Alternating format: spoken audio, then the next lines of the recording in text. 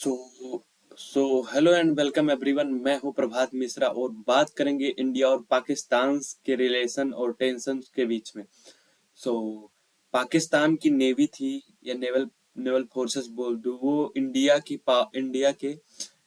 के क्षेत्र में आ गई। उसके बाद में इंडियन नेवी ने उसको हिंट किया और वार्निंग दी पाकिस्तान की नेवी को कि भाई एलओसी को ब्रीच मत करो, एलओसी के जो नियम बने हैं उन्हें मत तोड़ो, वरना हम मजबूर हो जाएंगे और हम भी तुम पे रिटेलिएट करेंगे उल्टा। और पाकिस्तान की जो आर्मी है वो जम्मू एंड कश्मीर में पर डे कुछ ना कुछ उल्टा सीधा काम करती रहती है। उधर से फायर कर देती है, उधर से गन चला देती है, उधर से क्या बोलते हैं बॉम्बार्डमेंट कर देती है।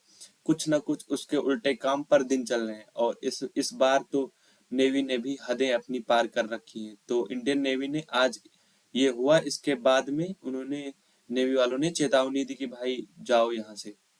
सो अब बात करेंगे अगले रिसेंट डेवलपमेंट के बारे में। तो पाकिस्तान ने आज ये क्लेम किया है, पाकिस्तान ने, कि उन्होंने टेस्ट फायर की है बैलिस्टिक मिसाइल 450 किलोमीटर रेंज की इंडिया पाकिस्तान टेंसेस के बीच में।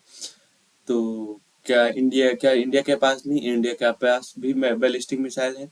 सो अब बात करेंगे बैलिस्टिक मिसाइल और क्रूज मिसाइल के बीच में डिफरेंस क्या होता है। तो बैलिस्टिक मिसाइल में क्या बोलते हैं, rocket engine rocket engine use होता है और प्लस में हाई ट्रेजेक्टरी होती है, इसकी मतलब हाई जाती है और ये स्ट्रेटोस्फेयर ट्रोपोस्फेयर तक भी जाती है।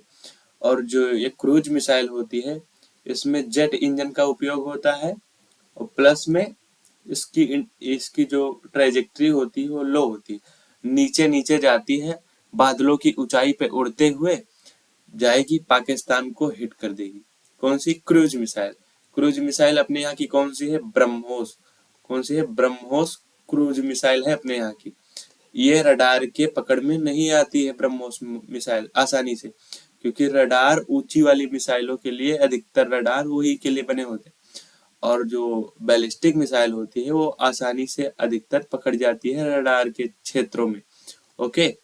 सो पाकिस्तान ने आज ये क्लेम किया है कि उन्होंने 450 किलोमीटर रेंज की बैलिस्टिक मिसाइल टेस्ट फायर की है।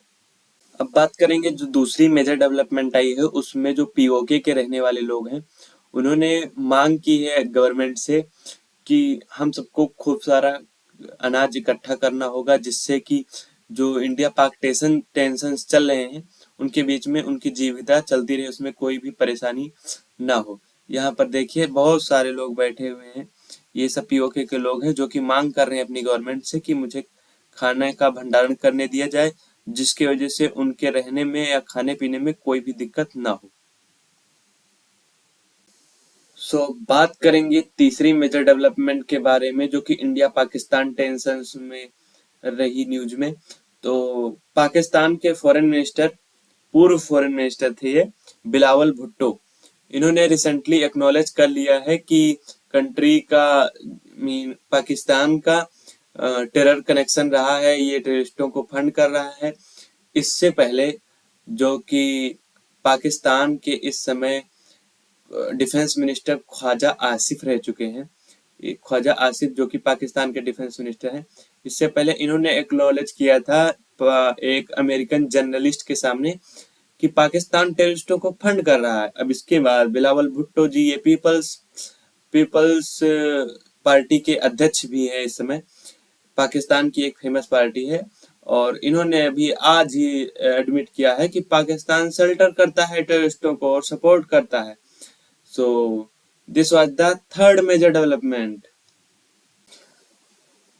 नाउ बात करेंगे, इंडियन गवर्नमेंट ने ऑफिशियली जो पोर्ट और बार का एक्सेस था पाकिस्तान का अभी तक चल रहा था, उसको भी बैन कर दिया गया है। अभी तक बैन ही बैन चल रहा है। इंडस वाटर ट्रीटी सस्पेंड की गई और बहुत सारी ट्रीटी थी जो इंडिया के साथ चली थी, उनको सस्पेंड किया गया। और फिर क्या बोलते हैं, बहुत सारे यूट्यूबर थे पाकिस्तान के जो कि इंडियन पीपल से व्यूज और फेम कमा रहे थे, उनको भी बैन कर दिया गया इंडिया में। इंस्टाग्राम आज ही हुआ है जिसमें बहुत सारे इंस्टाग्राम के हैं, इवन मिनिस्ट्री ऑफ डिफेंस और पाकिस्तान सरकार तक को बैन कर दिया गया है इंडियन गवर्नमेंट के द्वारा। और आज की जो मेजर डेवलपमेंट आई है उसमें इंडिया ने बैन किया है जो कि इंपोर्ट होता था पाकिस्तान से। पाकिस्तान को यहाँ से इंडिया से बहुत सारी दवाइयाँ जाती थी, अब वो सभी नहीं जा पाएंगी क्योंकि सब कुछ जितना भी ट्रेड होता था इंडिया पाकिस्तान को, थोड़ा बहुत जो भी था दवाइयों और मेजर मेजर जो चीजें थी आवश्यकता की, उन सभी को बैन कर दिया गया है। अब जो भी था सब कुछ बंद हो गया है और ये डिसीजन जो कि पोर्ट का एक्सेस था बंद कर दिया गया है, ये आज ही लिया गया, यानी 3rd, जब मैं वीडियो रिकॉर्ड कर रहा हूँ यानी 3rd मई को। ओके, सो इंडिया इस समय बैन खेल रहा है। अभी तक जो कि बैन हुआ उसमें आपने देखा ही है। उसमें अब देखेंगे सभी प्रकार के मेल पार्सल सर्विसेज पाकिस्तान से जो भी होते थे, यानी कि जितने भी चिट्ठी लेटर जो भी था, जो कुछ भी था, सब कुछ बैन कर दिया गया, सब कुछ सस्पेंड कर दिया गया है।